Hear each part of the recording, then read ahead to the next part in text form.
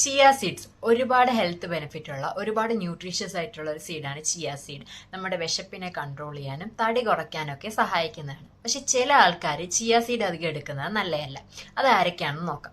First of all, hypo tension ഉള്ളവർ, അതായത് B P പൊതുവിൽ കുറവായിട്ടുള്ളവർ ചിയ സീഡ് എടുത്തു കഴിഞ്ഞാൽ വീണ്ടും ബി പി കുറയാൻ സാധ്യതയുണ്ട്.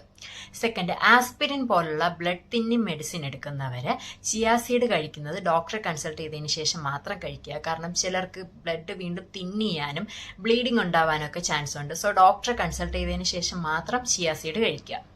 അടുത്തത്, ക്രോണിക് കിഡ്നി ഡിസീസ് ഉള്ളവർ ചിയ സീഡ് ഡോക്ടറെ കൺസൾട്ട് ചെയ്തതിന് ശേഷം മാത്രം കഴിക്കുക. കാരണം ഇതിൽ ഫോസ്ഫറസും പൊട്ടാസ്യം കൂടുതലായതുകൊണ്ട് തന്നെ കിഡ്നിക്ക് പ്രോപ്പറായിട്ട് അതിനെ പുറത്തേക്ക് തള്ളാൻ കഴിയുന്നുണ്ടാവില്ല. സോ ഡോക്ടറെ കൺസൾട്ട് ചെയ്തതിന് ശേഷം മാത്രം ചിയ സീഡ്സ് എടുക്കുക.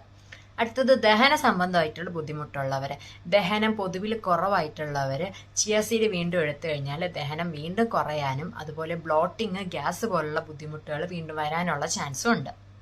അടുത്തത്, സീഡ് അലർജി ഉള്ളവർ ചിയ സീഡ് ആണോ സീഡ് അലർജി അല്ലെങ്കിൽ ഏത് സീഡാണ് ബുദ്ധിമുട്ടുള്ളതെന്ന് നോക്കിയിട്ട് മാത്രം കഴിക്കുക. ചിയ സീഡാണ് അലർജി എന്നുണ്ടെങ്കിൽ അത് ഒഴിവാക്കാൻ ശ്രമിക്കുക.